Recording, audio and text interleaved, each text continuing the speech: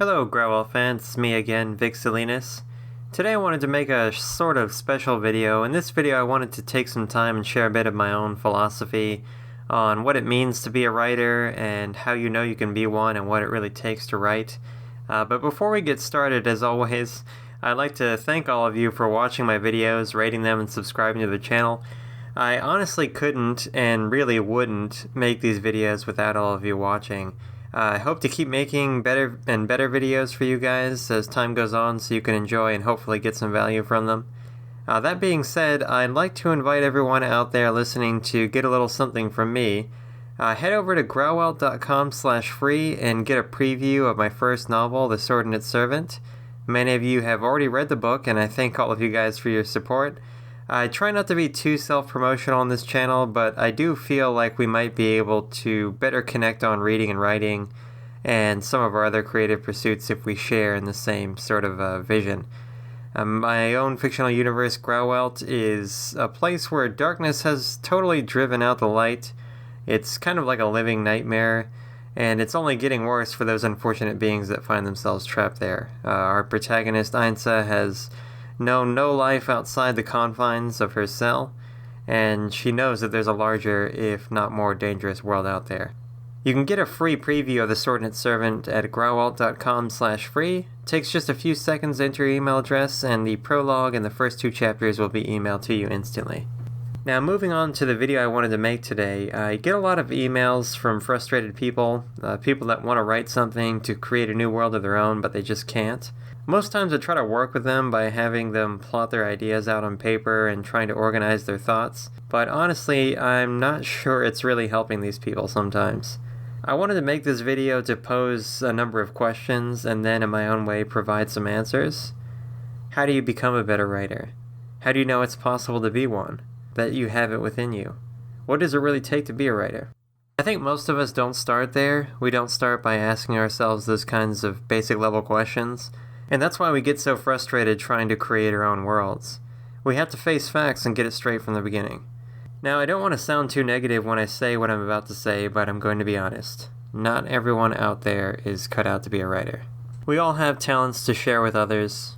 I really do believe that every single one of us does have an incredible talent that we need to share with other people. However, not every single one of us has a talent for writing. I think the very first step to becoming a writer is recognizing this fact. And I honestly believe that those who want to be writers are in fact the very same people who can become them. Now, when I say want to be writers, I'm referring to rather obsessive kinds of people. Those folks can't think of anything else. They can't see themselves as anything but a creative person. They struggle day and night to just come up with something, anything, that other people will love. And they'll never rest until they do. That's the first step, I think. Realizing that you have a true, undying, unyielding desire to write. Writing isn't a fad that comes and goes. It's not just a hobby that fills up some downtime during the week. Writing has been with us humans for many thousands of years, and will be with us much longer than that. Writing and writers have shaped the world through their words and their thoughts. To be one, you have to want to be one, and I mean really want it. Wanting something, unfortunately, is not the same as getting it. If that were true, we'd all be rich, in good shape, and everything else we could dream of. Things worth getting are hard to get. Otherwise, everyone would have it and no one would want it. Do you put a high value on water? In most instances, you don't. It's plentiful and easy to get. Would you put a higher value on a fine wine? Why? Water is just pumped from the ground. It's nothing special. Most of our bodies and most of the earth is made of water, but not wine. Wine is hard to get. You have to clear the land, fend off predators and thieves, sow the seeds, raise the vines, pick the grapes, and then you're not even half done. Wine is more valuable because it's harder to get. Water is fine for most people, but creative people want wine. They want the sweetness that comes from hard work and pleasing other people. A writer has to be willing to work for it, and that means practice. Thousands and thousands of hours of grueling practice.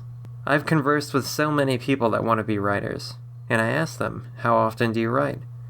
They say things like, I can't find the time. I haven't been writing. I can't get started. I have news for all of you that say things like this to yourself and others. You can't be a writer unless you write.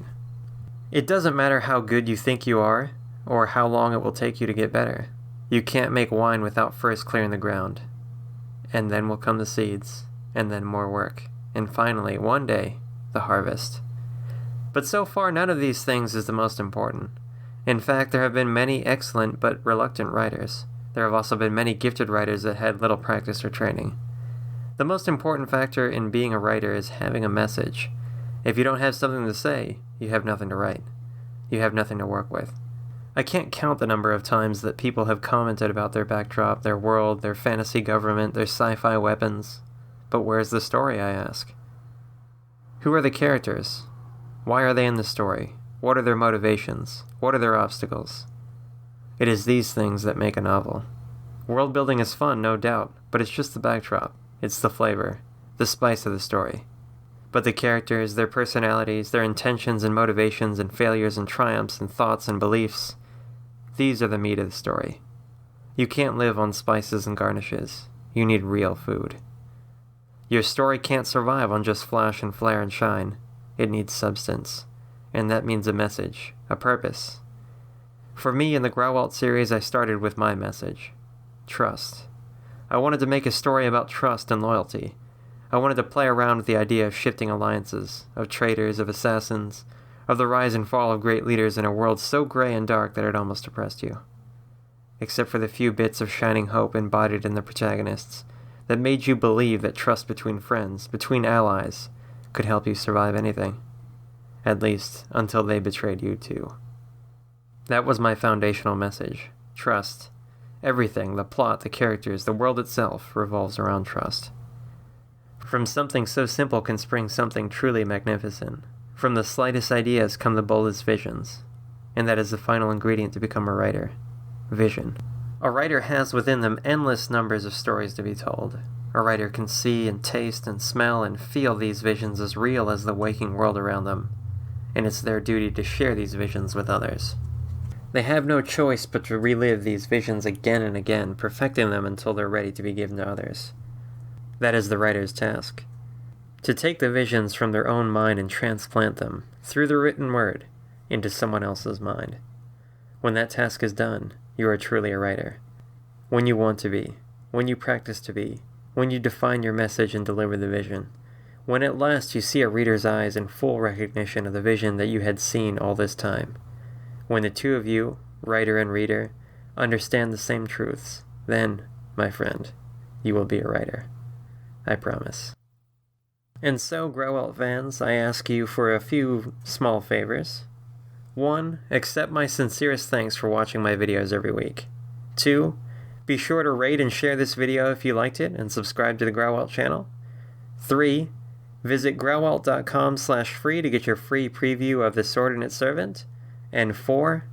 Never give up. Never stop dreaming. Never surrender.